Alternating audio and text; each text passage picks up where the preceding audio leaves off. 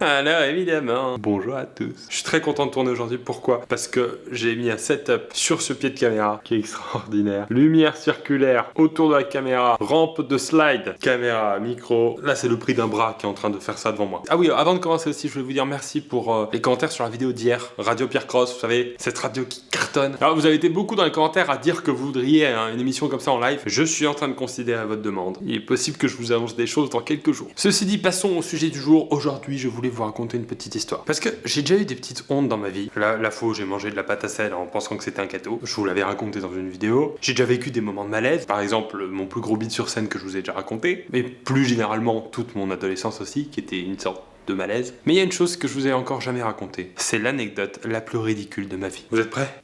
Pour vous situer cette histoire, c'était à Biarritz, dans le sud de la France, en Europe de l'Ouest, sur la Terre, en plein milieu de la Voie lactée. Ça va, c'est assez précis. Et c'était au printemps 2009. Si on réfléchit un peu, ça veut dire qu'en 2009, j'avais 23 ans. Et si on réfléchit un peu plus, ça veut dire que maintenant, je suis vieux. Ouais, c'est ça. Il y a un truc que tous les mecs de 23 ans avaient déjà fait à cet âge-là, et pas moi. Arrêtez tout de suite, vous avez l'esprit très mal placé. En plus, à 23 ans, j'étais plus puceau depuis au moins un an. Ouais. Une grosse année. Mais à 23 ans, la chose que j'avais encore jamais faite, c'était du scooter. Je sais pas pourquoi, j'étais pas un ado qui avait envie de faire du scooter. Je savais qu'un jour je me déplacerais en roue électrique. Et j'attendais juste que ça existe. Sauf qu'en ce printemps 2009, j'étais en week-end avec des potes à Biarritz. Et il y avait 3 mecs et 3 filles dont moi. Enfin, moi j'étais dans les mecs, je vous rassure. Dans les mecs, qu'est-ce que je dis? Enfin, vous avez compris. On avance s'il vous plaît, on perd le fil de l'histoire. Et mes potes, comme ça, un matin, proposent de louer un scooter pour faire le tour de la ville. Moi, par réflexe, on est le matin, je propose plutôt un beer pong. Ils insistent, on va louer des scooters. Sauf que personne ne savait que j'en avais jamais fait de ma vie. On arrive à la boutique de scooter, le mec nous fait signer les contrats de location, et il nous dit, bon, j'imagine que tout le monde a déjà fait du scooter. Là, je me retourne vers mes potes mecs, évidemment ils en ont déjà fait, et je me dis, il y a bien une fille qui en a jamais fait de sa vie, elle va pas avoir honte de l'avouer, et le mec de la boutique va devoir lui faire un petit cours, je vais en profiter pour écouter. Sauf que non. Les filles avaient déjà fait du scooter. Donc là, moi j'ai envie de dire que j'en ai jamais fait de ma vie au mec, sauf que là, surprise, intervient mon manque de charisme, qui lui me dit de me taire. Et souvent c'est lui que j'écoute. Du coup, on signe les contrats de location, il nous donne les clés, on va faire du scooter, fin de l'histoire. Je plaisante. On va se mettre ici, je vais vous montrer. Faut bien que vous compreniez ce qui s'est passé.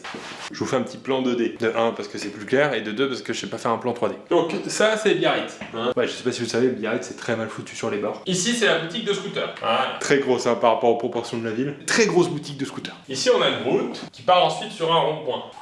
Oui, Biarritz ressemble de plus en plus à un organe génital. Bon, excusez-moi, les Biarritz, les barytons, je sais pas. Et ici, on avait les scooters garés en épis. Alors les épis, c'est ça, vous savez. Il y avait 6 scooters qu'on a loués. C'est en bleu, c'est les scooters bleus. Je rajoute ça, pour l'histoire, ça aura vraiment aucune importance. Et pardon, là, c'est pas très bien fait, mais il y a un trottoir. Donc mes potes prennent le scooter, pas de soucis. Ils s'en vont directement. Moi, jamais fait de scooter de ma vie, je vous le rappelle. Pour ceux qui ont jamais fait de scooter de leur vie. Attendez, voilà, ça c'est le guidon. Donc vous avez le guidon. C'est un design japonais, c'est nouveau. Ça cartonne là-bas. Il est très grand ce guidon. Mais bon, admettons. Quand vous êtes sur un scooter, cette partie du manche ne bouge pas. Et l'autre partie accélère.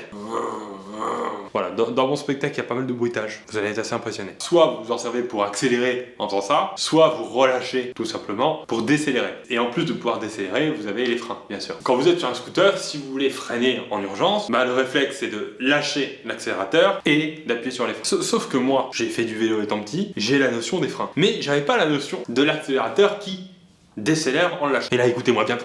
Parce que c'est très important. J'avais jamais conduit de scooter, donc je ne savais pas doser l'accélérateur. Vous commencez à me voir venir. Je monte sur ce scooter. Et d'un coup, j'accélère très fort. Trop fort. Vraiment trop fort. Et au lieu du coup de partir à gauche comme tous mes amis, mon véhicule part évidemment très vite, tout droit. J'ai pas la notion de cette poignée-là, donc je continue à accélérer en essayant de freiner en même temps. C'est ridicule. Donc, vous vous en doutez, tac, venez ici, je percute ce trottoir, lieu d'impact. Et là, qu'est-ce qui se passe? Nouveau petit dessin. Route, trottoir, mur. Scooter.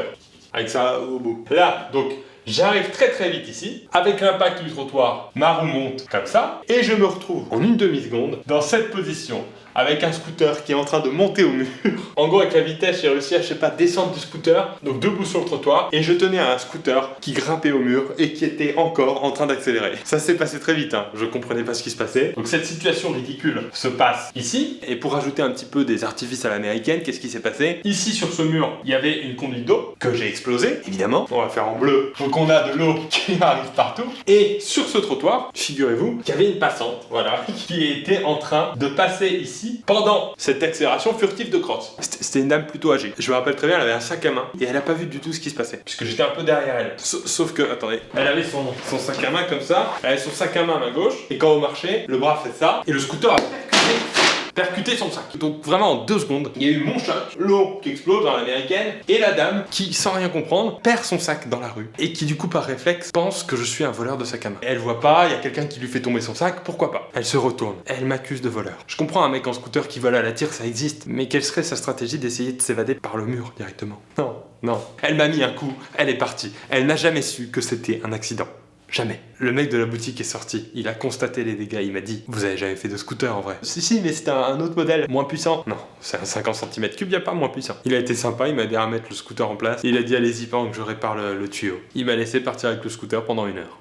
Les gens sont vraiment gentils dans le sud de la France. Limite un peu con, mais gentils. Voilà, j'espère que cette histoire vous a plu. J'avais envie de partager ça avec vous. Si un jour la dame de cette histoire regarde cette vidéo, c'est peut-être une abonnée d'ailleurs, sachez madame que c'était un accident. Je suis pas un voleur. Si vous voulez que je vous raconte d'autres petites histoires comme ça de ma vie, n'hésitez pas à vous abonner. À demain pour une vidéo très spéciale. Et bien sûr, je vous dis, merci.